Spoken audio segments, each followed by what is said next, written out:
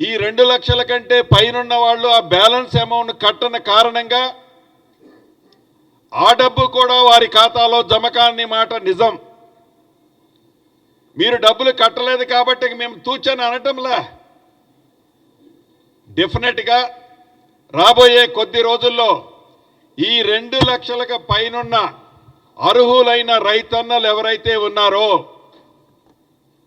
ఆ రైతన్నలకి కూడా ఒక కట్ ఆఫ్ డేట్ పెట్టుద్ది ఈ ప్రభుత్వం.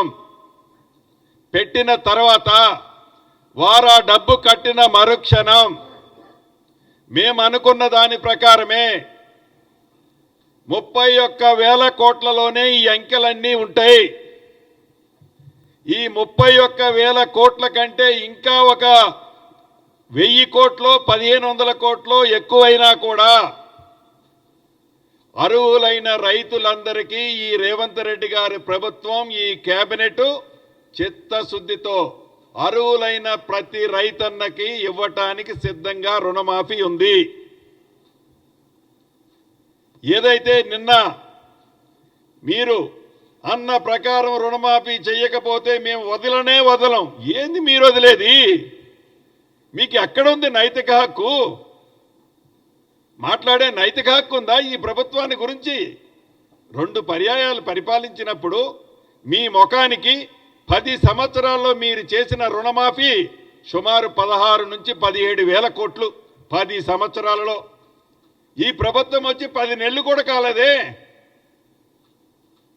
విమర్శించడానికి కూడా ఒక అద్దు పొద్దుండాలా. విమర్శ కూడా రాజకీయ విమర్శ కాకుండా నిజంగా అప్పుడే ఈ ప్రభుత్వం వచ్చేసి ఏదో 3 సంవత్సరాలు అయిపోయింది, 4 సంవత్సరాలు అయిపోయింది, మాకు ఎన్నికలు వస్తున్నాయి, హడావుడిగా మేము గోసి సర్దుకోవాలనే ఆతృతలో మీరు మాట్లాడుతున్నారు తప్ప మా పవర్ చేయి జారిపోయిందనే ఆతృతలో ఉండి మతి భ్రమించి మాట్లాడుతున్నారు తప్ప నిజంగా ఈ ప్రభుత్వం రైతుల ప్రభుత్వమని, రైతుల పక్షపాతి ప్రభుత్వమని మీరు మర్చిపోతున్నారు. రైతులు ప్రతి విషయాన్ని గమనిస్తున్నారు. రైతన్నలందరికీ ఈ వేదిక ద్వారా ఒకటే తెలియజేస్తున్నాను.